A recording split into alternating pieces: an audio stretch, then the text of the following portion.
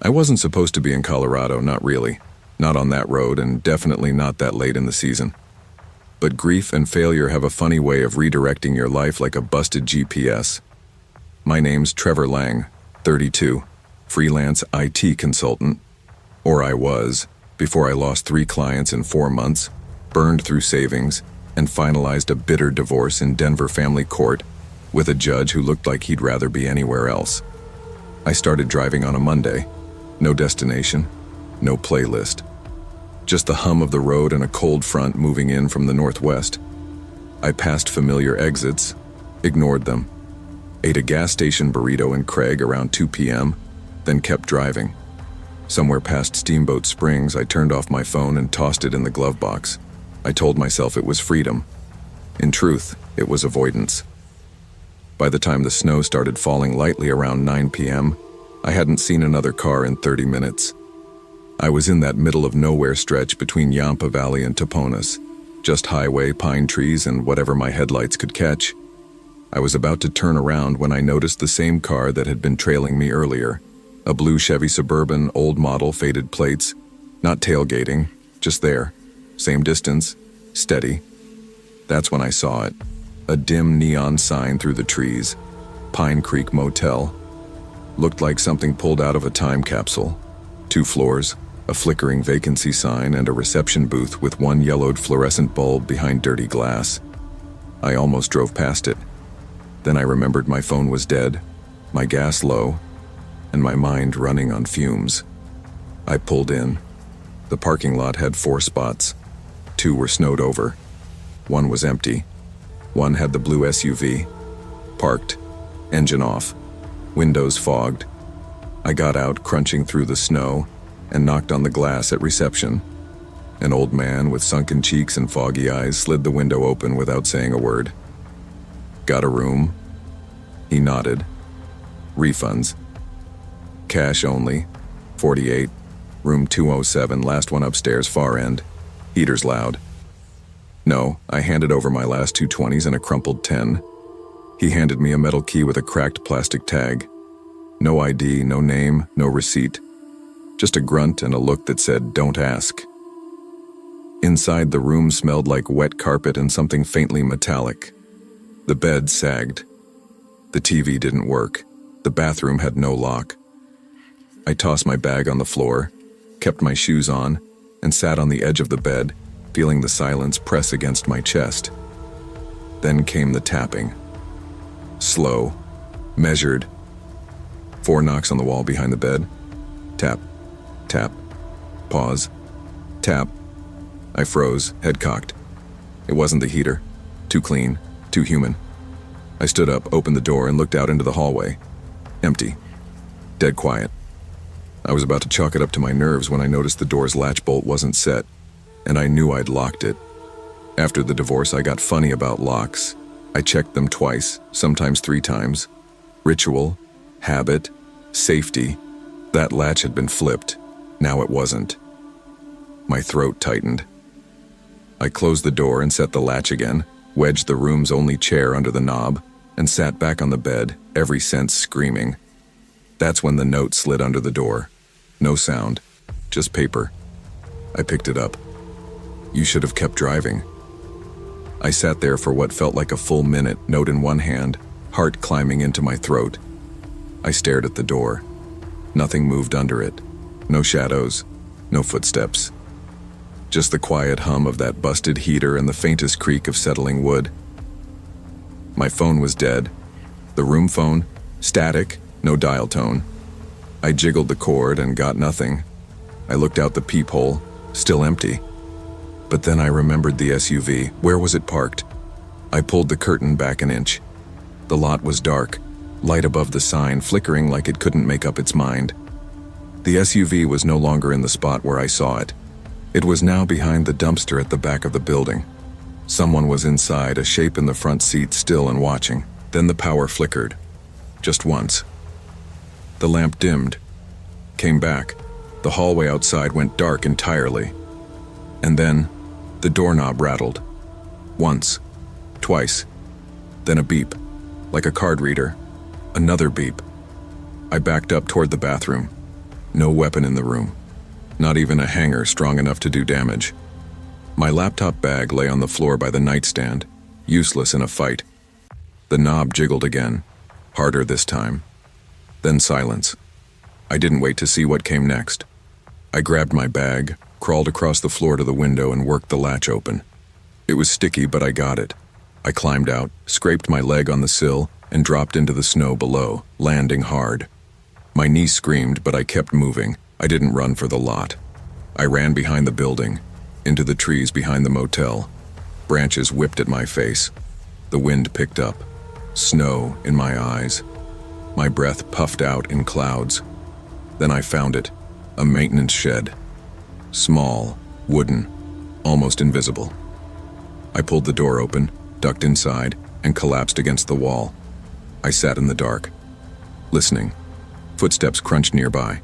Slow, measured, then a pause, then the sound of keys or metal jingling. I held my breath. The footsteps passed. I didn't move. Minutes passed, maybe more. Eventually, headlights flared in the trees. Then the low rumble of an engine. The SUV peeled out of the lot, tires slipping once on the ice before disappearing up the road. I waited longer, until the cold soaked into my bones. Then I made my way back around the building to the front office. Empty. No lights. The front door was ajar. The desk inside was abandoned. The old man? Gone. Not even a coat on the hook behind the chair. No phone. No ledger. Nothing but a black and white TV still flickering in the corner with static. I walked back into the snow and kept going until I hit the road. And that's when I saw it. A snowplow, headlights carving through the whiteout. I jumped into the road, waving my arms. The driver slammed the brakes, rolled down the window. "You all right, man?" "No," I said. "I need help." The driver's name was Eli, mid-50s, heavy-set, kind face. He helped me into the cab, cranked the heat, and listened as I told him everything in fragments. SUV, room, the note, the door rattling. He kept glancing at me like he wasn't sure if I was crazy or just shaken up. Either way, he called the sheriff. "We'll meet him at the highway junction," he said, then looked over. "Empty? You said the desk was like no one had been there in hours." He frowned. "That place has been closed for almost 2 years." I turned. "What?" He nodded. "Pine Creek shut down after a fire in the main office. Place got a citation for health violations. Was supposed to be condemned last spring. That old man, the room key. I've seen squatters turn those places into all kinds of setups. Drugs, sometimes worse." We met the police 10 minutes later, 2 deputies in a snow-ready cruiser. I repeated everything again, trying to sound calm, rational. They took me back to the property. No lights. The office door swinging in the wind. Deputy Haynes went in with a flashlight. "There's nothing here." The room I'd stayed in, 207, was unlocked. My laptop bag was still there, chair still wedged under the knob, but no note, no paper. "Could have been some transient messing around," the other officer said. "But you did the right thing. People disappear out here all the time." "And that SUV? We've had alerts out on a vehicle like that, seen in Utah, Wyoming, linked to 3 missing persons reports. All travelers. They bagged the room key, said they'd follow up. I never heard back. They let me sleep at the station that night. Not that I really slept. Just closed my eyes on a vinyl couch under fluorescent lights and tried not to replay the sound of the keycard reader beeping outside my door. It looped in my head like a ticking clock. By morning, the storm had passed. Deputy Haynes gave me a ride back to my car at the motel. It was untouched, snow covering everything except the windshield, which had been recently cleared, like someone had stood there for a while, watching. I thanked the deputy, drove back to my sister's place in Denver without stopping, and didn't tell her what happened. I didn't even unpack, just showered, sat on the edge of the guest bed, and stared at the wall until the room started spinning. A few days later, I replaced my phone, got a call from a detective with the Routt County Sheriff's Office. They confirmed the Pine Creek Motel had been closed since the previous spring. No employees on record, no permit for operation.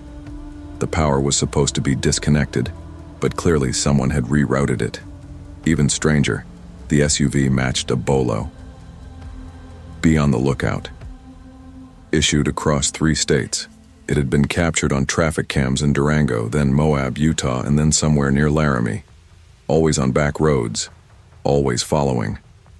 And then, one last detail. In the snow beneath the motel's second-floor window, my window, the cops found a skeleton key card. A master override, not from any known hotel brand. Likely bought online, black plastic, no markings. I asked the detective what he thought it meant. His voice dropped. "We don't think you were the first person targeted there." And the old man? No prints, no name. No one matching your description ever worked there. You sure he was real? I wanted to laugh, but I wasn't sure of anything anymore. In the weeks that followed, I changed. I used to be easygoing, maybe too passive. People called me reliable, calm, maybe even boring. Now, I double lock everything. I wedge furniture under doors at night. I sleep with a flashlight in one hand and a noise machine running just loud enough to drown out the silence. I quit freelancing. Couldn't sit alone at home all day without jumping at every noise. I took a salaried job in Boulder. More coworkers, more movement, less time to think. But the damage was done. I see things now. A parked car that sits too long outside my house. A man standing too still on a street corner. Sometimes I follow people in the grocery store for a few aisles just to make sure they're not following me. It's exhausting. But it's not paranoia. It's instinct. Because I've seen how little it takes for your life to tilt sideways. How quickly your name becomes a footnote in someone else's plan. The blue SUV? Never found. The old man? Never identified. The camera system at the motel turned out to be fake. Decoys with no wiring. There's a line people like to say when something bad happens. It could have been worse. They don't know what they're talking about, because sometimes the worst thing isn't death. It's surviving without understanding why you were chosen. It's having to pretend that a motel, a hallway, and a locked door didn't almost become your final resting place. I didn't tell many people this story. Not because I'm ashamed, but because no one really knows what to say when you do. You can't joke it off. You can't wrap it up with a silver lining, but I can offer this. I can. If something feels off, don't wait to find out how wrong it can go. Don't assume your instincts are just anxiety. Don't give your trust to strange places just because they offer shelter from the storm. Danger doesn't always announce itself with a knife or a gun. Sometimes it starts with a tapping on the wall, a beep at the door, and a voice in your head that says, "You should have kept driving." I moved to Greystone, Wyoming without much fanfare. Just me, my car, and a suitcase full of burnt hope. I was 27, fresh from Seattle, recovering from a toxic job where my boss praised me by day and tore me down by night. I needed simplicity. I needed quiet. That's when I saw the job posting. Front desk receptionist at Maple Crest Inn. Small town motel, no frills, no crowds, just a steady paycheck and a single-room apartment above the office. It felt like a lifeline. My first night was peaceful. Light rain pattered on the windows. The lobby's yellow bulbs cast a familiar glow on faux wood walls. I made a pot of coffee, flipped through local news, and felt something settle. I wasn't running anymore. Weeks passed. The job was smaller than I'd hoped. Check-ins, check-outs, light cleaning, but easy. I liked the rhythm. Key cards, receipts, polite exchanges. I slept well. I walked in quiet halls. I drank coffee on the front porch, listening to rain against the roof. Then came the little cracks. Room 12's occupant complained of knocking on her window at 3 a.m. She said it stopped when someone flicked the walkway light. The next week, a couple checking out spoke of a man in a trench coat standing in the stairwell, unmoving, watching them. Couldn't even see his face, the husband told me. I smiled and offered a refund on the coffee. Must be small-town nerves, I said. I wanted to believe them. But then I saw him. He walked in on a Friday evening, tall, lean, early 40s, gray suit like he was heading to a board meeting. His pale gray eyes had a polite smile that didn't quite reach them. He asked about vacancies, but really he was studying me. "How long you been working here?" he asked casually. "A few weeks," I said. He nodded, friendly. "You live on site?" "Yeah. My room's upstairs." "Ever think of doing something bigger than this?" I laughed nervously. "Not really." He smiled, left. "You should." He slipped a $20 bill in the guest book. "Thank you." Then I shrugged it off. Strange but harmless. Rain hammered the windows afterward, and I walked home to my own room upstairs, stuck around the TV, and fell asleep to late-night reruns. I hadn't expected to see him again, but I did 3 nights later, this time with a woman. She was younger, late 20s, well-dressed even in rain. Red dress, leather jacket, oversized sunglasses at night. She glowed fragrance, expensive perfume, polished hair, sculpted lips, pretty, intense. He introduced her. She smiled warmly, complimented my voice. "You have this quiet presence. It's magnetic." She offered me a card. I cringed when I took it. "We're organizing retreats for gifted women," she said. "Exclusive. You have a rare aura. Would like to invite you." I took the card reluctantly, said thank you, and excused myself. My stomach knotted. The card looked legit. Gold imprint on black cardstock, a website address. I looked up later. Nothing. Domain parked. No contact info. Just nothing. My heartbeat spiked. I threw it out. But he and the woman, their eyes lingered. Less than a week later, I walked to the lobby at closing time. Rain had picked up. Harder. I pushed out the final log for the night and flicked the sign to closed. That's when I noticed the black SUV under the broken streetlight in the parking lot. Engine idling, headlights off, no license plate. I swallowed. Inside, I told myself it was the motel manager or my boss's truck. But no, this wasn't standard. That truck was several blocks away, at his house, and it wasn't idling under a flickering lamp at midnight. The next night, it was there again. Same spot. Rain-dark, hooded windows. I started checking the camera feed. Every 2 hours. The SUV never moved, and the phone line cut out again. The 3rd time this month. Dead. I checked the breaker. Fine. I called my boss at home. He sounded tired, distant. "Probably storms," he said. I didn't feel reassured. That Tuesday evening, I locked up guests by 8:30. I swept the lobby, cleaned a coffee spill, and pulled the sign to closed at exactly 8:50 p.m. That's when I felt it. Someone just outside the door. I froze. Heard the rains hush against the glass. My eyes searched the lobby camera. Just lobby. Door ajar slightly. No storm. Someone pulled it open. And there she was again. The woman. No man this time. She'd walked in through the unlocked front door. She didn't carry an umbrella. Her hair was sleek, damp at the ends. She wore sunglasses visible under the dim ceiling light. She was smiling, just smiling, waiting. I thought about asking her to leave. Instead, I walked her to the door. I asked quietly, "Can I help you?" She shook her head. "Just checking in on you." She paused, leaning against the doorframe. Then she said low, "You shouldn't be alone tonight." I slammed the door. I hit lock. I grabbed the desk phone. Dead. I tapped the keypad phone. Through the feed's grainy night vision, I saw the SUV creeping around beside my window. Engine off. Streetlight flickering on its roof. I grabbed the keyring. I ran. Down the rear hall. Slid into the laundry room.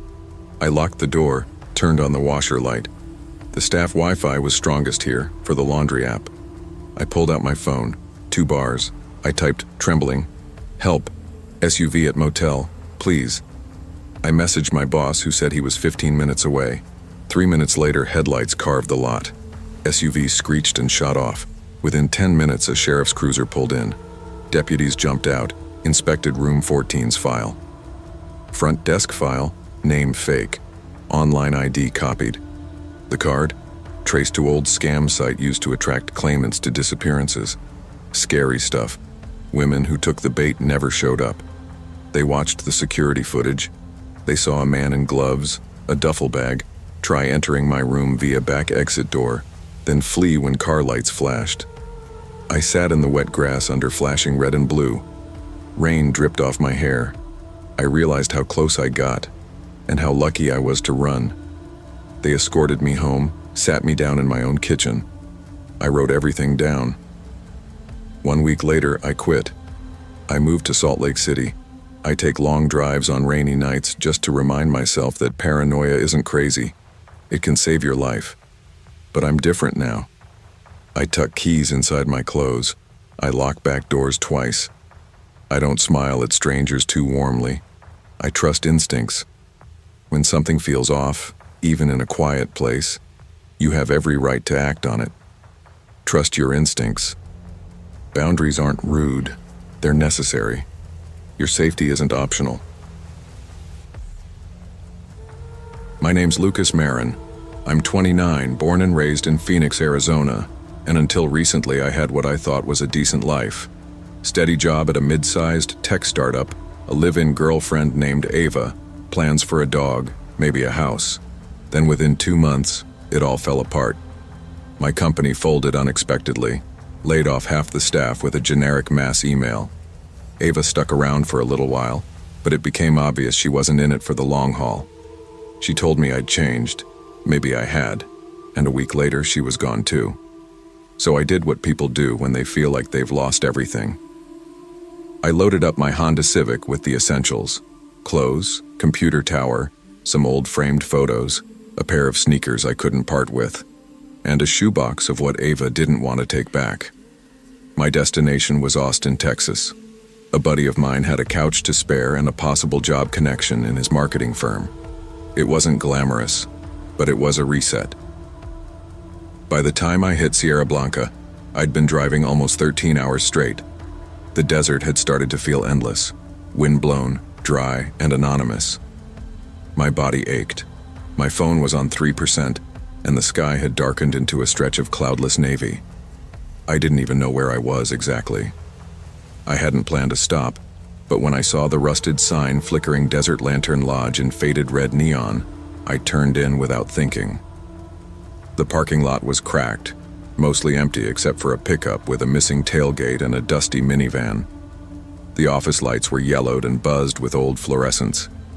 Inside, a kid, maybe 17, eyes glued to his phone, handed me a key card without much more than a grunt.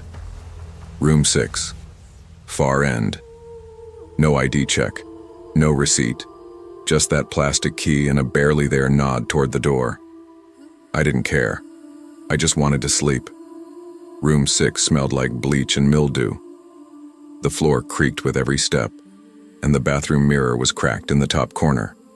One curtain refused to close all the way, and the bed looked like it hadn't been rotated since the 90s. But I was too exhausted to think about it. I dropped my duffel by the edge of the mattress, peeled off my hoodie, and lay back fully clothed. The hum of the old AC unit did a decent job of drowning out my thoughts. I was almost asleep when I heard the door handle rattle. Soft at first, then again, and again. At first I thought maybe it was wind or maybe the door hadn't latched fully. I stood, pressed it shut, turned the deadbolt, and climbed back onto the bed. But then came a knock. Slow. 3 times. Then a voice. "Hey man, they gave me the wrong room. This is supposed to be mine." The voice outside was calm. Too calm. "Front desk messed up." The guy continued. "Can you open up so I can show you the receipt?" I sat upright on the bed, pulse spiking. There was no way this was a mix-up. He had a key card apparently, but was knocking. Something about it felt wrong. I stood and cleared my throat. No offense, man, but I think you've got the wrong room," I said, trying to sound confident. "Maybe check with the desk again?" Silence. No footsteps, no reply. Then the sharp beep of a keycard being swiped. Click. The lock disengaged. Only the deadbolt kept him out. I rushed forward, heart hammering, and shoved the dresser, a rickety piece of furniture, against the door. The guy on the other side didn't like that.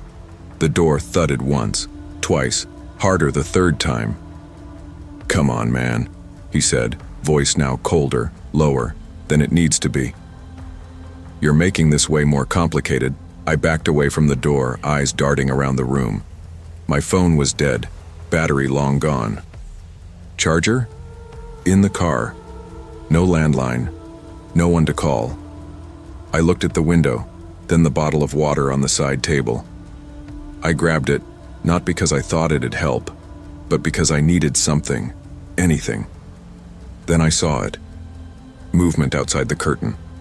A second shadow passed by. Another person, whispering. I froze. My chest hurt from how fast I was breathing. The two voices murmured something I couldn't catch. Then suddenly, they were gone. Just gone. I didn't move from that room the rest of the night. Didn't sleep. Didn't blink for what felt like an hour. I pulled a coat hanger from the closet and kept it by my side like some makeshift weapon. At some point around 4 a.m., I pushed the dresser aside, opened the door slowly, and peered out. Nothing. Not even the sound of a car engine. By sunrise, I was pale and shaking. When I stepped outside to get my charger from the car, I saw 2 fresh scratches on the driver's side door. Thin. Deliberate. That's when I realized they'd checked the car first. The kid at the front desk didn't even look up from his phone when I walked in the next morning. I hadn't showered. My eyes were bloodshot. I looked like hell, and I knew it. "There were 2 guys trying to break into my room last night," I said, voice tight. "They had a key card." He finally glanced up, raised an eyebrow. "We don't have any other check-ins logged," he said. "Here. Sorry, man. Just you, and that's manual. No cameras." "That's it?" I said. "You don't track who gets keys?" "We only got 10 rooms. Most people pay cash. It's not that kind of place." No apologies. No concern. I filed a police report later that day at a tiny sheriff's office near the highway. The officer on duty, an older guy with a sun-creased face, nodded along as I described the incident. "Could be a crime of opportunity," he said. "You said you had stuff in your car?" "Yeah," I said. "Boxes. My name tag from work was on one. Sounds like they saw it, picked your room. Could have cloned the card or bribed the front desk kid to give him one. Happens more than you'd think. No signs of forced entry, though?" "Not with a working card," he said. "Trespassing. Thin ice, legally speaking. And if they didn't get in, that's technically just attempted. I left the station feeling less safe, not more. I didn't eat that day. Just drove straight to Austin with every box tied down, every stop carefully chosen, and every motel I passed ignored. I moved in with my buddy Mark for a few weeks. Got a job at a content agency downtown, not glamorous but steady. Found a decent apartment with a second-floor entrance and a well-lit parking lot, but the fear didn't leave. The first time I stayed at a motel again, 6 months later for a work trip, I triple-locked the door and jammed a chair under the handle. I took pictures of the exit routes, left my phone charging right next to me. I didn't sleep much that night either. I know how people are. They hear this kind of story and think, that won't happen to me. I wouldn't open the door. I'd be smarter. But that's the thing. It's not about being smart. It's about luck, timing, and how far someone else is willing to go. The guys outside my door in Sierra Blanca, they were ready. They'd seen my name, picked my room, had a key. They didn't just stumble across my car by chance. They had tools, and they knew how to use them. The only reason I'm here telling this story is because that bolt held. That bolt saved my life. I never got closure. The police never found the men. The motel's kid clerk swore he didn't remember giving out a second card. I stopped pushing, moved on or tried to, but I changed. I never book ground floor motel rooms anymore. I always charge my phone in the car and the charger comes inside. I carry a door wedge when I travel, even to hotels that seem upscale. Trust is expensive now. There's a difference between fear and awareness. Fear paralyzes. Awareness prepares. I think about that night often, not with anger, but with a quiet understanding of how vulnerable we are when we assume the world works the way it's supposed to. When we assume someone knocking on the door just wants to talk. When we assume the key card they have means they belong. They don't always belong. And not every mix-up is a mistake. Always trust your instincts. Sometimes your body senses danger before your mind can make sense of it. In moments of uncertainty, hesitation can be the difference between safety and regret. In the wrong hands, access is power, and survival depends on how prepared you are when no one else is watching.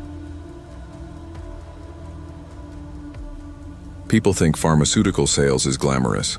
Flights, hotel points, power suits.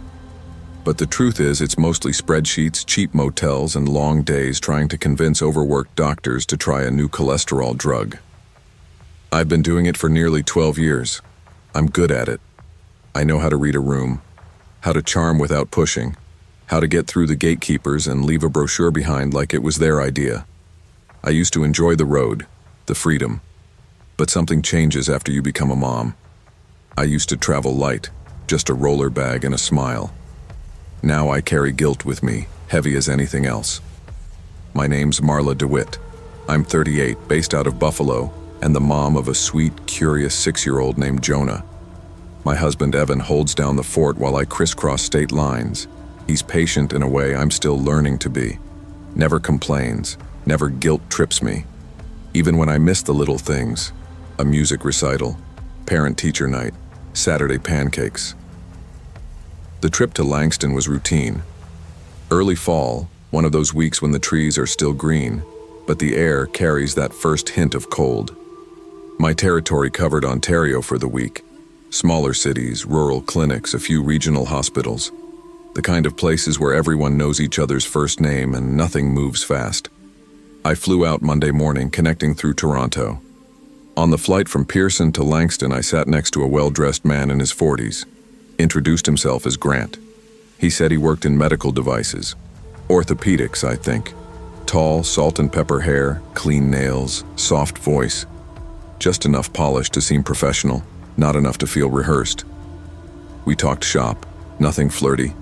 He had a business card, and I gave him mine, the work one. I'm cautious. I always am. We even joked about how rare it is to meet someone halfway normal on a flight these days. When we landed, we wished each other luck and parted ways. That night, I checked into the Hollow Pines Inn, a modest roadside motel with fake pine paneling and carpet that hadn't been cleaned since Y2K. My company books cheap to keep costs down, and I wasn't new to this. I'd stayed in worse. I FaceTimed Evan and Jonah from the bed while unpacking samples. Jonah held up a drawing of a lion he made in school. Evan smiled, holding his phone steady even though I could tell he was making dinner with the other hand. We talked about the week ahead, what groceries needed restocking, whether Jonah could stay up to watch cartoons. It was domestic, warm. When I hung up, I felt a strange kind of peace. It didn't last. It was 10:20 p.m. I was already in pajamas, brushing my teeth when the motel phone rang. I assumed it was a wrong number. Hello? A young woman's voice, polite but hesitant. Hi, ma'am, sorry to bother you. We just wanted to confirm, your husband is here at the desk. He says he's surprising you and asked for a key copy. I stopped mid-motion, toothbrush still in my mouth. My heart did a strange, heavy dip. I'm sorry, my husband is in Buffalo. Who exactly is down there? There was a pause, then some whispering in the background. Tall gentleman. Said his name is Mr. DeWitt. He gave your room number. Said he wanted to surprise you. He mentioned the name Evan. Every hair on my body stood up. I don't know who that is, I said. Do not give him a key. Do you hear me? Yes, ma'am. Understood. I slammed the receiver down and called Evan. He picked up on the second ring, standing in our kitchen back home. I could see the microwave clock in the background. He was still in a t-shirt, holding Jonah's drawing in his free hand. "Hey babe, everything okay? Someone is pretending to be you." "What?" "He's at the front desk. Said he's my husband. He knew your name." "What the hell? Are you okay? Do you want me to call the police?" "I'm going downstairs." "Marla, wait, don't go alone." But I was already dressing, grabbing my jacket and slipping on flats. My stomach twisted. My hands wouldn't stop shaking. I walked fast, phone clenched like a weapon. When I reached the lobby, he was already there. Grant, from the plane, standing by the front desk with his hands in his coat pockets, cool as ever. When he saw me, he smiled like we were old friends meeting for a drink. "Hey," he said. "I hope this isn't too weird." I stopped cold. The girl at the desk glanced nervously between us. "What are you doing here?" I asked. My voice didn't sound like mine. It was tight, clipped. I thought we hit it off. I figured maybe it would be nice to have a drink, talk more. I didn't mean to scare you." "How did you know my last name?" He shrugged. "You said it on the plane." "No, I didn't." He smiled like I was being cute. "You talk in your sleep?" he offered, joking. "Lucky guess?" I backed away a step. He didn't come closer, but he didn't look concerned either. "Security's on the way," the desk clerk said quietly. Grant didn't flinch. He looked at me for a moment longer, then said, "Didn't do anything wrong." "It was just a friendly visit." He turned and walked out, not rushed, no confrontation, just faded into the dark parking lot like it was part of his exit plan. The girl behind the desk stared after him. "You want to call the cops?" I nodded, but my voice was stuck. The officer who came out that night was polite, but there wasn't much he could do. No crime had been committed, technically. Grant hadn't forced entry. He hadn't assaulted me. He hadn't even shouted. He was just unsettling. They reviewed the security footage. It showed him walking in. No room key, no reservation. He hadn't booked a room. He'd just shown up. I went back to my room shaken. I locked the door, bolted it, jammed the armchair under the knob, checked the closet twice. The business card he gave me on the plane was still on the dresser. I picked it up and looked closer. No company logo, no job title, just his name, Grant Hensley, and a number. I dialed it. Disconnected. I slept with the lights on that night. At 5:45 a.m., I woke up to the sound of paper sliding across the carpet, a folded note, pushed under the door. I didn't want to touch it, but I forced myself to pick it up. Written in perfect cursive, the kind no one uses anymore. "You're even more beautiful when you're scared." I left the Hollow Pines Inn before sunrise. Packed in 15 minutes, didn't even shower. Drove an hour to the nearest city and paid out of pocket for a high-rise hotel with 24-hour security and keycard elevators. I called my manager and told her the route had to change. I wasn't going back to Langston. I wasn't going to any more small-town motels for a while. For the next few months, I kept the curtains closed in every hotel room, slept with my suitcase against the door, changed up my routes, switched to digital cards only, never gave out my information again, not even my last name unless it was absolutely necessary. My husband was supportive, but it changed him too. He started meeting me halfway on some trips, made excuses to call every night, even if we didn't have much to say. We both needed to feel like someone was watching the other's back. I never saw Grant again. No one did. The police had no record of him. No ID, no room, no fingerprints. It was like he never existed, except in my memory and that folded note I burned in the hotel sink. People underestimate how much danger can hide behind a smile. We think that if someone's calm and polite, they can't be dangerous. But that's exactly how they slip through, by acting like they belong.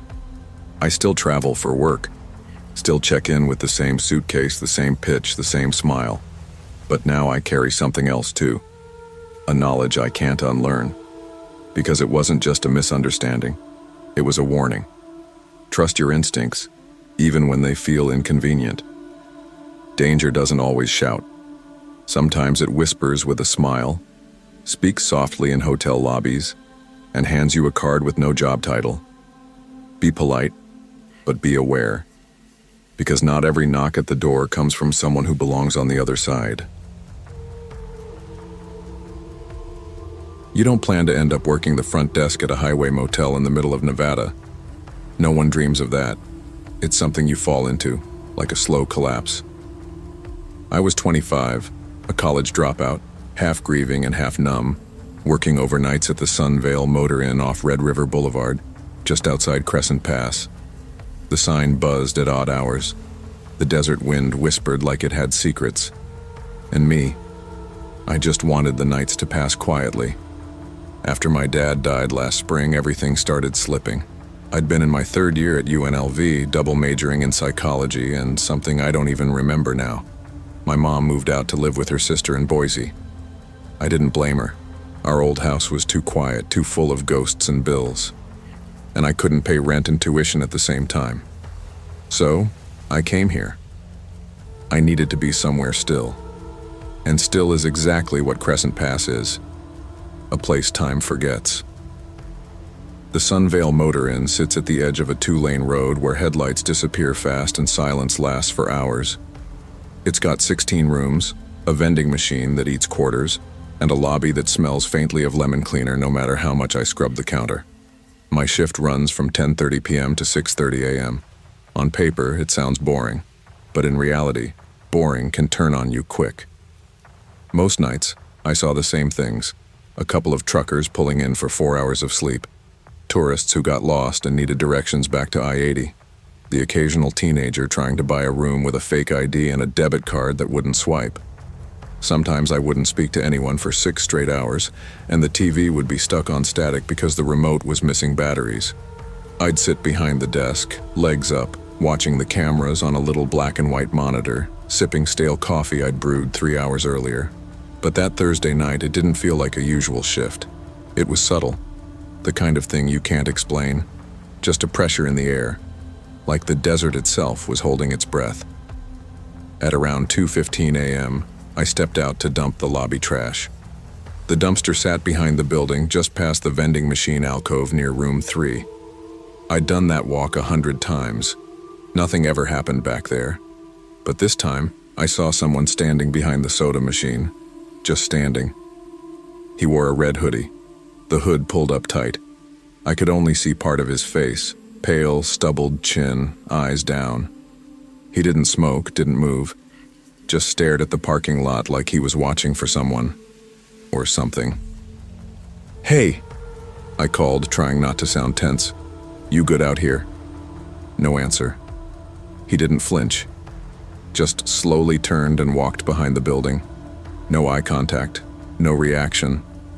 I stood there a second longer, holding the trash bag like a shield, and tossed it in with a little more force than necessary. My heart thudded as I walked back to the lobby, locking the door behind me. 2 minutes later, the lobby door opened.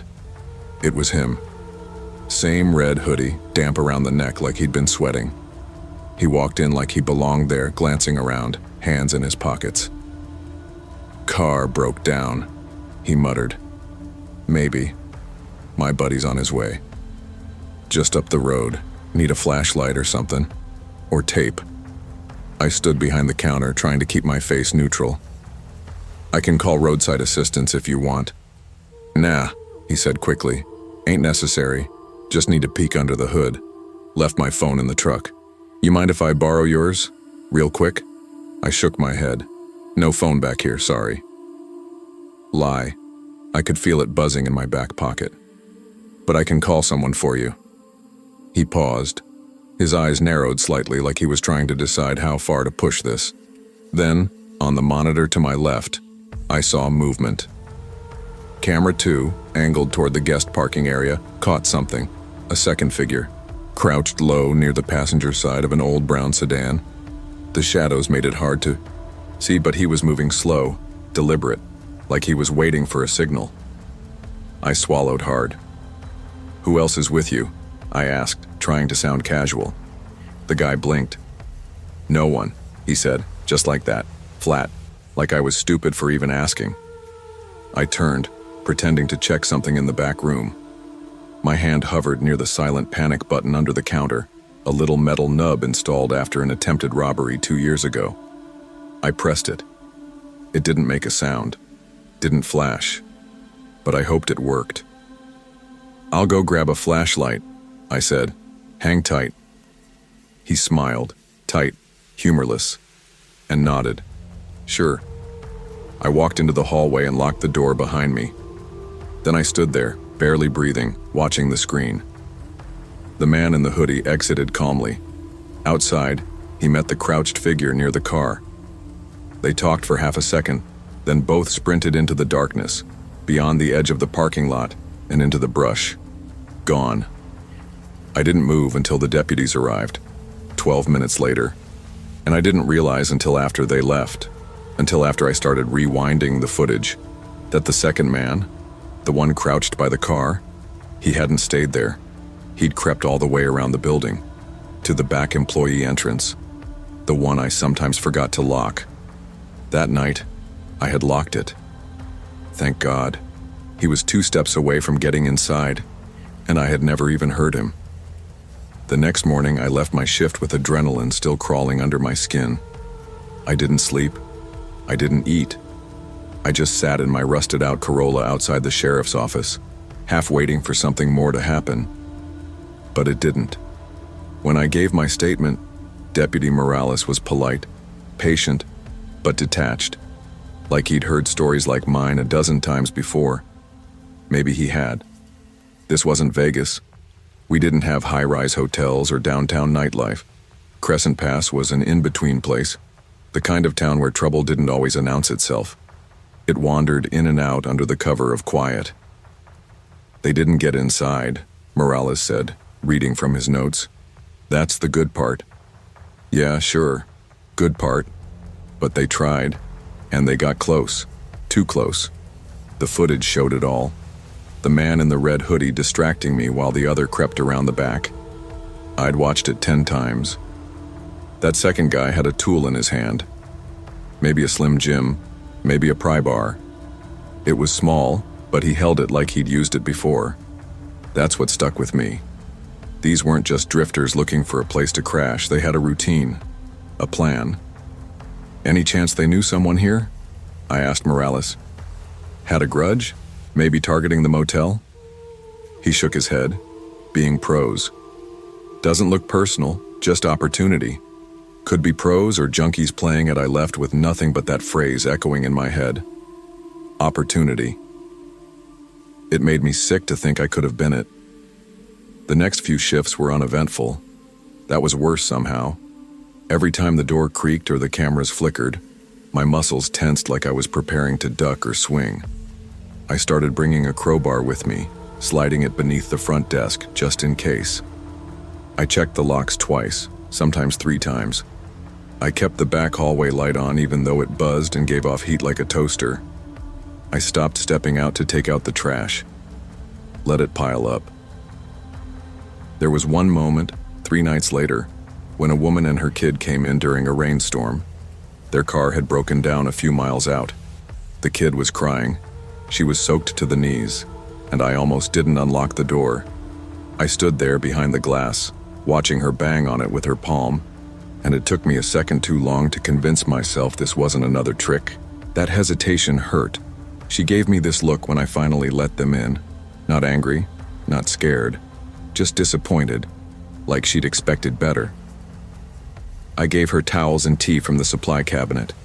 Let them stay in the breakfast room until a tow truck arrived. The kid fell asleep on the bench. She kept thanking me. I kept nodding like I deserved it. But I didn't, because I almost let fear leave them out there in the dark. That night, I stared at the lobby monitor and thought about how thin the line was between caution and cruelty. 1 week after the incident, a man checked in under the name Dennis R. Paid in cash.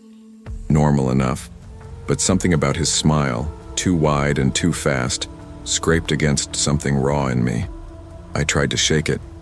He had a beat-up sedan, no license plates. Said he was on his way to Utah. He asked for room 3. Room 3. The one the man in the hoodie had been standing near.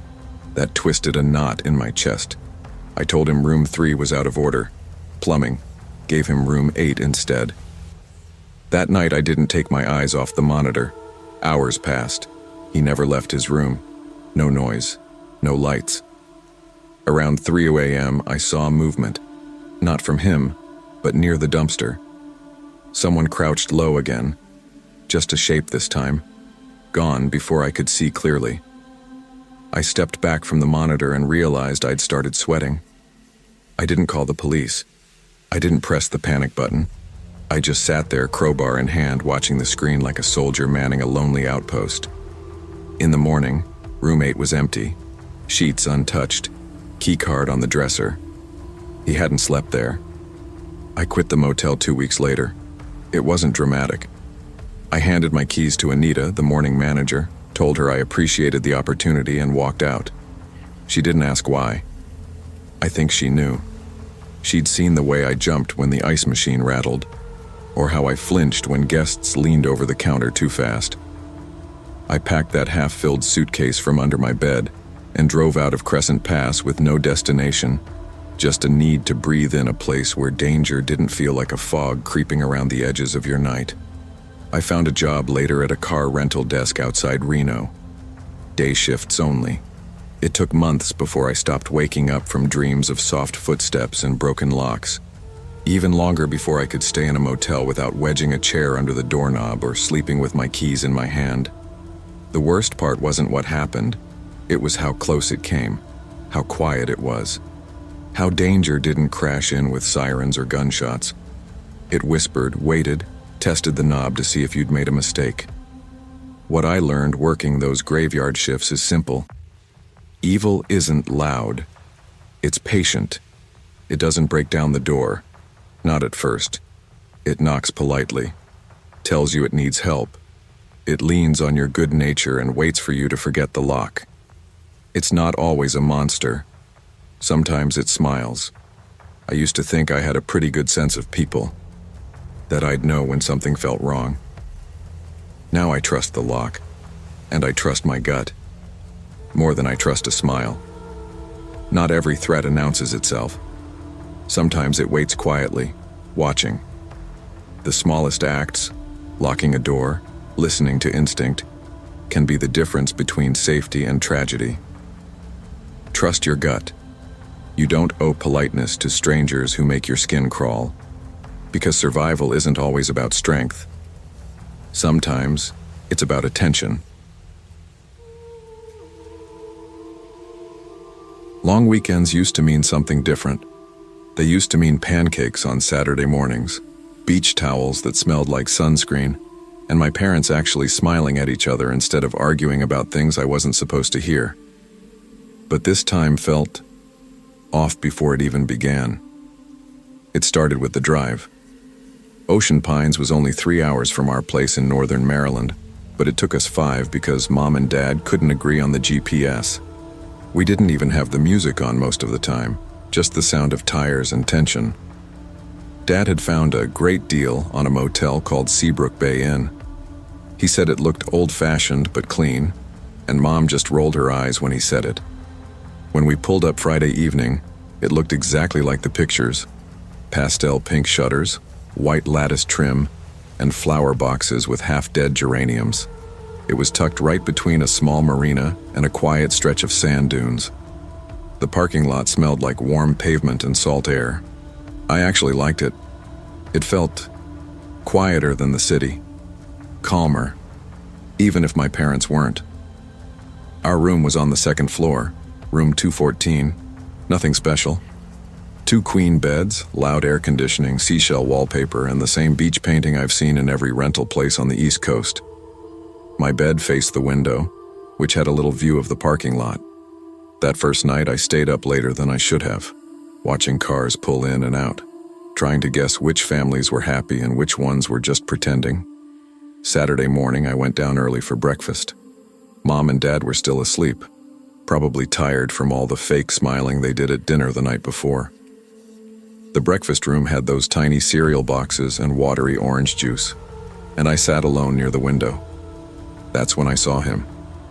He was sitting in the corner, wearing a blue windbreaker and holding a black travel mug like it was something precious. He looked normal enough, like someone's uncle or gym teacher. But the second I sat down, he looked right at me. Not the casual kind of look you give a stranger in public. He locked eyes, held them. I shifted in my seat, looked away, checked my phone, but every time I glanced back up, he was still staring, not blinking, not smiling, just watching. I started eating faster, not even tasting the cereal. I finished and left the room without looking back. When I told my mom, she didn't even put down her coffee. Some weird loner, just ignore it. I didn't push it, but something in me tightened. That afternoon, I met Haley. She was staying 2 rooms down with her stepmom and little brother. She was 16 too, and we clicked right away. Same music, same sarcasm, same tired of our parents' energy. We spent most of the afternoon at the pool and then hit the arcade down the street after dinner. It was perfect. Loud, neon, full of people. But when we got back, I saw him again. He was leaning against the vending machine near the stairwell. Same windbreaker, same black mug. His eyes found mine before I even finished climbing the steps. Just stared. No nod, no movement. Just that stare. Haley noticed too. "Is that the guy I saw near the pool yesterday?" she whispered. I nodded. Neither of us said anything else. That night, I triple-locked the door, shoved a chair under the knob, and kept my phone close. I wasn't scared exactly, but I wasn't not scared either. Around 11:50 p.m., I heard it. 3 soft knocks, not loud, not rushed, like someone who expected to be let in. I froze. I didn't move at first. I just sat in the darkness, listening to the slow tick of the room clock and the faint crash of waves somewhere beyond the dunes. Another knock didn't come right away, which somehow made it worse. I slid out of bed and crept toward the door, heart thumping like it was trying to warn me. I peeked through the peephole. It was him, same guy from breakfast, from the vending machine, from the shadows I was trying to forget. He was standing there in a motel robe. Not ours. It had the Seabrook Bay Inn logo, but it looked older, worn down like something from a lost and found bin. He wasn't holding anything, just standing there looking straight at the door. His expression was neutral. No anger, no urgency, just that dead-eyed calm. I stepped back, covering my mouth so I wouldn't make a sound. I texted my mom. "Mom, wake up. Someone's at the door. It's that man." No response. I typed again. "He's standing there. Please wake up." Still nothing. I tiptoed into the bathroom and quietly closed the door. My hands were shaking so badly I dropped my phone once before I finally called the front desk. A woman answered after 3 rings. Her voice was soft, tired. "Seabrook Bay Inn. This is Donna." I whispered. "There's a man at our door. He's been following me since breakfast. He's knocking right now. I think he's trying to get in." Silence then. "Room number, please." 214, I whispered. There was a long pause on the other end. Too long. "Sweetheart," she finally said, her voice suddenly strange. "Occupied. I don't have anyone registered there. That room isn't supposed to be." I blinked. "What? My parents booked it 3 nights ago. We're in it right now. Room 214. "No one should have checked into 214, she repeated. "Even work. It's under renovation. That lock shouldn't." I hung up without saying goodbye and ran back into the bedroom. My legs were trembling, and my chest felt like it was caving in. I didn't care if I scared them. I shook both my parents awake, nearly screaming, "Man, he's at the door right now." My dad jumped out of bed. He opened the door without thinking, like he was daring this nightmare to come true. And there he was, still standing there, still calm, but now he was holding a key card. My dad lunged, tackling him into the hallway. The man didn't even fight. Just went down hard, flat on his back, staring up at the ceiling like it was no big deal. It felt like forever before the motel staff and police arrived, but according to the official report, It was under 15 minutes. A man in his late 40s, real name later confirmed as Daniel Elroy Harmon, was cuffed and seated on the curb by 12:20 a.m., his expression still as blank and calm as when he knocked on our door. The police questioned all of us separately. My mom clung to me while trying to explain things to the officers, but even she kept looking at me like she didn't believe what was happening. My dad paced nonstop, fists clenched, ready to explode if someone said the wrong thing. The front desk clerk, Donna, showed up a few minutes later, wrapped in a cardigan and visibly shaken. "I don't understand how he got into 214, she kept repeating. "It's not on the board. That lock was supposed to be disabled until the drywall work was finished." A couple officers went to check the room, then the closet down the hall. That's when things shifted from scary to stomach-churning. Inside the utility closet, just one door down from our room, they found what they later called a makeshift setup. An old blanket, empty energy drink cans, a burner phone, 2 different key cards, both coded for staff access, and a black duffel bag. In the bag were women's clothes, teenage girls' sizes. Not new, not clean. Haley's mom screamed when they showed it to her the next morning. Turns out, Harmon had checked in 2 days earlier using a stolen ID belonging to a contractor who'd done plumbing work at Seabrook Bay Inn earlier that year. He'd wandered the property during the day wearing stolen housekeeping clothes, even swiping a few towels and a robe to make himself look like a guest. Nobody questioned him. He acted like he belonged. They said his phone had dozens of photos, some of Haley, some of me. One from the breakfast lounge, one from the pool, one of our room's window, zoomed in from the parking lot. That was the one that made me sick. He had been watching us for 2 days, waiting. I didn't sleep the rest of the night. None of us did. The police left just before dawn, but my mom didn't want to stay another second. We packed in 30 minutes and left with the sky still pink over the dunes. Haley's family left too. We didn't say much to each other, but she gave me a look that said everything. "You're not crazy." I saw him too. And I think that saved me more than anything else that weekend. The drive home was silent, except for when Mom softly said, "Didn't say anything back. You were right to lock the door." And that first week back, I couldn't sleep unless all the lights were on. I kept checking the closet, then the hallway, then the locks. I'd stare at my window waiting for a shadow that never came but still felt like it could. I had nightmares where the knock came again, always soft, always at 11:50. Sometimes I saw his face, sometimes I didn't. The worst ones were when I looked through the peephole and saw myself. Staring back in that robe, calm and patient, just waiting to be let in. Therapy helped, kind of. I mean, it gave me a place to talk about it, to make the story real in a way that made me feel like I had control over it. I learned to say things like trauma response and hypervigilance and closure. I still don't sleep easily, but at least now I understand why. And I know it wasn't my fault. That's something I had to learn over and over. It wasn't my fault. Not for smiling politely at a stranger. Not for ignoring my gut that first morning. Not for unlocking the door to my parents' idea of a vacation. Not for being a girl in a place where no one expected danger. We didn't go on another trip that summer, and I'm okay with that. Now, when someone says they feel uncomfortable, I believe them. Doesn't matter if it seems dramatic. Doesn't matter if there's no proof. Your gut knows. And I trust mine now. Every time. I still think about him, sometimes. Not every day, but enough. When I hear someone knock at night, even just the neighbor across the hall delivering a package, I freeze, just for a second. It passes, but I still check the peephole. I always will. Trust your instincts.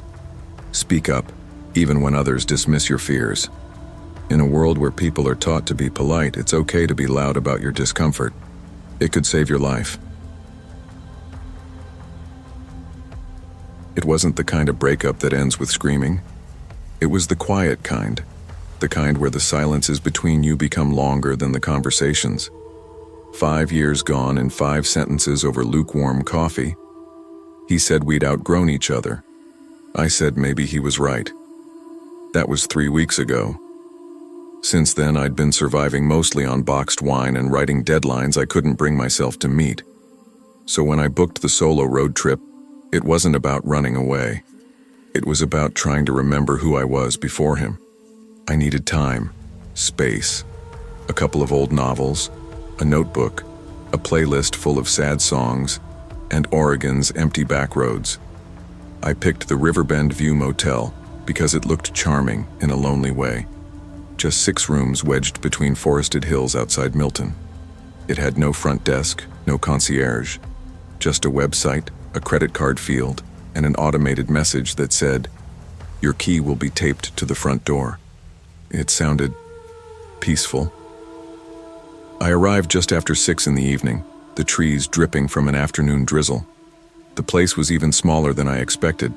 1 gravel lot, 1 office cabin, 6 doors, all painted pale green and chipped at the bottom. Room 4 had a taped envelope with my name in pencil. Inside was clean enough. Simple bed, nightstand, tiny desk. No TV, which I liked. I unpacked my books, lit a candle I brought from home, and made a cup of tea from a weird complimentary stash of chamomile and oolong. Then I texted Tom, we'd met online 3 weeks ago on a dating site that promised no pressure, no swiping. Just long-form profiles and a lot of book recommendations. His bio said he liked Wendell Berry and grilled cheese. His photos were grainy, taken in soft light, usually outdoors. Always alone. That's what drew me in. He looked still. His profile said he was 31 and lived near Milton. He messaged me first. "You seem like someone who enjoys silence." I do too. We talked about writing, about how hard it is to feel understood when you're naturally quiet, about why being alone doesn't always mean being lonely. He never pushed, just showed up in my inbox with short, thoughtful questions. We had exchanged maybe a dozen messages when I told him, casually, that I was taking a solo trip. "Riverbend View," I said, "some tiny motel in the middle of nowhere." He replied, "That sounds perfect. Want to meet? Somewhere public, no pressure." I agreed to meet for coffee the next day. I wasn't sure if I was ready, but I liked the way he phrased things. Gentle. Like he knew I was fragile but didn't want to break me. That night I didn't plan to do much.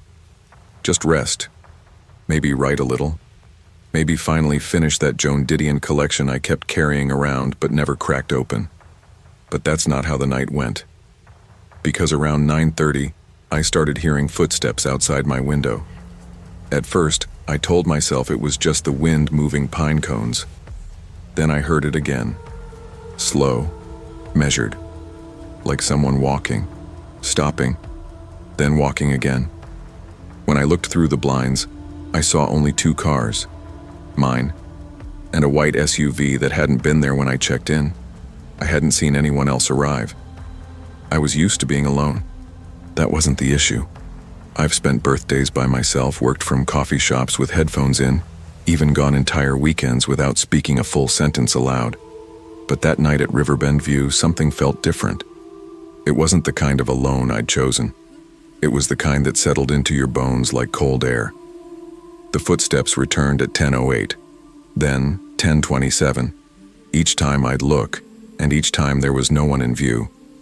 The SUV's dome light flicked on briefly, just a flash, and then off again. At 11:12 I got a text. Tom. Room 4. Looks cozy. I stared at the message so long the screen dimmed. I hadn't told him my room number. Not in a message, not on a post, not in passing. I replied immediately. "Excuse me?" No response. Just the ... of a typing bubble. Then, nothing. That was the first time I felt real fear. Not nervousness, not first date jitters. The kind of fear that makes your body feel too small for your skin. I turned off the lights and sat near the window, peering out through the curtains. The SUV's driver door was open. No one inside. No movement anywhere. Just trees and fog and that buzzing porch light. I decided I wasn't sleeping there. I grabbed my bag, my car keys, and stuffed everything important into the front seat. I planned to drive into Milton, sleep in a diner lot if I had to. Maybe even get a room at some 24-hour chain where I could see a human face behind bulletproof glass. When I opened the door, I nearly stepped on it. A note, folded in half, placed perfectly on the doormat. I didn't pick it up. I didn't need to. Written on the outside in pen, "I think we're past coffee now." I didn't scream. I didn't even swear. I just moved. I slid into my car, locked the doors before I even turned the key, and reversed so fast my tires crunched gravel up onto the sidewalk. My hands were shaking so badly I could barely keep them on the wheel. I didn't check the mirrors. I didn't look back. But I did see the light. The office, which had been dark when I checked in, was now glowing faint yellow from the inside. And someone was there. A man, standing behind the front desk, staring through the office window, watching me. He looked exactly like Tom's photos, except off. Older, fuller face, maybe 10 or 15 pounds heavier. Hair more gray than the soft brown I remembered. Same plaid shirt, same narrow nose. But it wasn't right, like someone playing a version of himself that no longer existed. He didn't move, just watched as I backed out and sped down Hollow Point Road toward the nearest patch of lights I could find. I drove straight to Milton, parked outside a 24-hour diner and sat there until the sun rose. Didn't eat, didn't get out, just watched the dark, thinking how close I'd been. I returned around 7 a.m. with 2 officers from the Milton Sheriff's Department. They weren't dismissive, thankfully, but they weren't exactly hopeful either. The SUV, gone. The note, gone. The office light, off. Locked. Empty. There was no sign anyone had entered room 4 except me.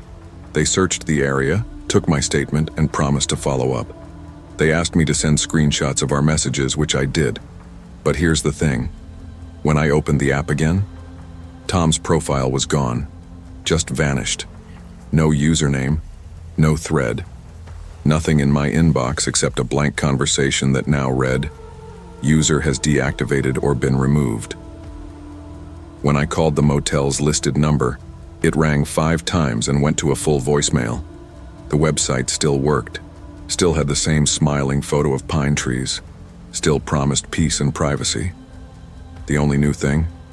My reservation had disappeared too. A few weeks later, I learned that the River Bend View Motel had changed ownership 6 months ago. The new owner ran everything online. No on-site staff, no cameras, just an old lockbox system and recycled key codes. No one had changed the access for room 4 in over a year, meaning anyone who had ever stayed there could still get in. I don't know who Tom really was. I don't know if he'd stayed there before or if he found a way to fake his way in. But I know this. He knew where I was. He knew what room I was in. And he didn't just want coffee. Now every motel I book, I ask a question no one expects. When were the locks last changed? The quietest places aren't always the safest. In a world where digital connections can lead to real danger, always protect your location, trust your instincts, and never ignore the voice inside that says something isn't right. I never meant to end up in Missoula. I'd planned a straight shot from Wyoming to the Pacific, scattering Daniel's ashes at the coast. But grief is a trembling passenger. You don't always get it where you want it. I started shaking behind the wheel, the steering wheel dancing between my clammy fingers. I took the first exit, Fox Hollow Road, cedar trees, quiet. Juniper Knoll Lodge's neon sign buzzed low, Vacancy. Inside, a man in a weathered plaid shirt with silver in his hair introduced himself as Don. He gave me a real key, metal, heavy, real, just scratched 7 in faded ink. He said the heater worked. That's all I needed. I paid with a credit card I've kept mostly hidden these days. No questions asked. Perfect. The room smelled like cedar and dust and something ancient like memory. The bedspread crackled when I sat. I sank into it, pulling my knees close. Cold, cozy quiet. I set my phone by the nightstand and stepped outside for a smoke. Even the forest was subdued. No cicadas, not even a breeze. That's when I noticed room 4's curtains moving. Fast, like someone ducked behind the window. I stared. No one there. I shrugged it off and went back in. Packed grief and packing grief tipped with fear. Back in bed, I thought about Daniel. His laugh, the freckles on his shoulders, the way he held my hand in the dark. This trip was supposed to help me remember him without pain. Instead, something new scratched at me. At 9:40 p.m., there was a soft knock, gentle, polite, persistent. I assumed it was Dawn checking the smell of the heater or someone mixing up rooms. I cracked the door. A woman in a lodge sweatshirt stood there, older, anxious. She said, "Sorry, I thought you needed extra towels." Her voice trembled. I tilted my head. "I didn't," I asked. "Are you housekeeping?" She said no, just checking. She looked past me for a second too long, then forced a smile and walked away. The door clicked shut. I locked it twice. I lay awake, mind spinning. Footsteps outside, the hum of an empty room, the faded wood smell. I told myself it wasn't real. Maybe she meant well. But something had shifted. The lodge felt smaller, the walls closer. I turned off the light, wishing the night would swallow me whole. I woke at dawn, disoriented. Last night already felt unreal, like a half-forgotten dream. I showered, scrubbing pores frantic, trying to reset. I chatted with Don in the lobby. His shoulders sagged. He'd worked there years, said business was slow. "Ghost trees," he whispered with a tired smile. I wanted to ask about room 4, but he seemed friendly enough, precise, quiet, respectful. I stayed on my sleeve, opened enough but not too much. He said something odd. No one had been in room 4 for years. Floor collapsed, closed off, boarded inside, and housekeeping didn't go in. So why was someone at my door? I didn't mention her, didn't want to seem paranoid. His eyes flicked, distant. I walked the surrounding pine lot. Gray sky low over the trees. Moss softened the ground. I remembered how everything in our home had seemed stiff after Daniel died, until moss and rain softened it again. It came back to me now, walking alone, not anchored to any plan. The forest offered no answers. That night I returned from a walk with the sunset slanted over pines. The lodge seemed unchanged, quiet. But when I inserted the key in room 7, it didn't turn. A jerk, a click, nothing. I jiggled it, slid the door. Still dark inside. The heater was off. I thought, no matter. Maybe he gave it to someone else. I went to the lobby. No dawn, no lights, no cars other than mine. The office lamp flicked off as I stepped inside. There was a note taped to the counter. "You've been moved to room 5. Heaters out in 7, doors open." No signature, no lodge letterhead, just cheap ink. My chest squeezed. Who wrote that? Room 5? I've never been in room 5. I asked the motel sign near the parking lot. It read, "Thank you for staying in room 5. But I hadn't. I didn't trust myself. I returned to 7 and found the door open. My suitcase was unzipped. My phone gone. I left my flight socks, my daily journal. Gone. Not stolen. Just taken. I didn't dare stay. I bolted, packed nothing and ran. My heels whispered across pavement. I jumped in my car and drove until the gas light glowed. I parked near a highway rest area and slept on the seat. My tears soaked the jacket I grabbed. I spent 2 uneasy days in motels I trusted less than my heartbreak.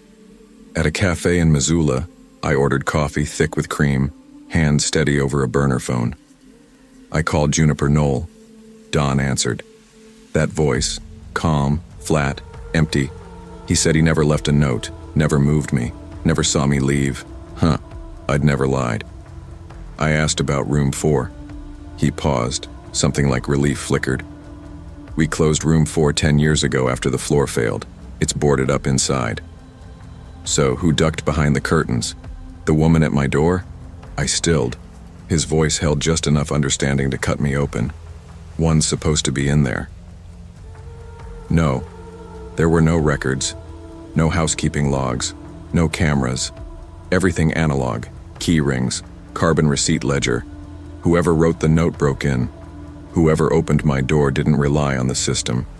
They slipped behind old walls, mistook silence. I thought about grief, how death passes through walls, rooms, floors that have fallen years ago. We think they're closed, safe, empty, but life leaves cracks, and things seep.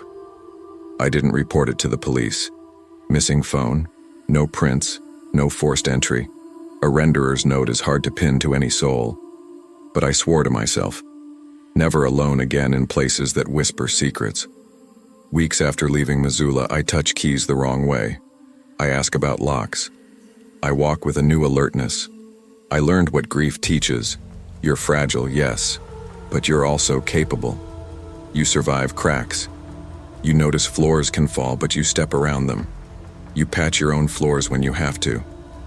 I visited the coast later. I scattered ashes into wind and tide where Daniel loved to stand with me. I felt him there, not lost, free, and maybe I am too. Juniper Knoll Lodge. Their website still promises privacy, silence, quiet rooms. I wonder if they changed the key code, updated signage. I don't want to go back.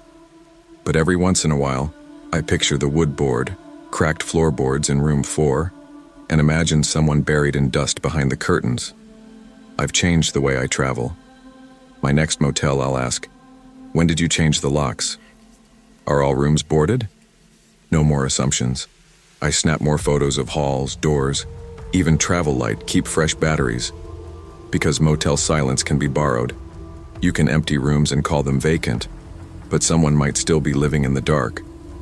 I don't want to scare others, but in the digital age we give away a lot. Room numbers, vague GPS, early morning check-ins. We share stories with strangers. That's fine. But we must remember, silence shouldn't cost us safety. Be kind. Be curious. Be alert. Grief may make you seek silence, but silence can be deceptive. Empty rooms can still hide threats. Protect your space. Question the quiet. And when you listen to your instincts, it can be the sound that saves you. I ended up at Blue Creek Lodge not by choice, but by exhaustion. I still remember that moment I realized I'd lost everything. Eviction notice in one hand, my dog's leash dangling in the other, the rideshare app flashing deactivated. I felt hollow. I drove out of town aimlessly until my gas light blinked. That's when I took the exit into Alpine, Arizona, where pine trees crowded a lonely road and a neon sign buzzed, Blue Creek Lodge. Vacancies. Inside, a blue-haired desk clerk, maybe 20-something, looked at me through tired eyes. The lobby smelled of pine cleaner and stale coffee. The cheapest room was still more than I'd hoped, but it had 4 walls, a roof, and a lock. I slid the card to her, trying to pretend I wasn't desperate.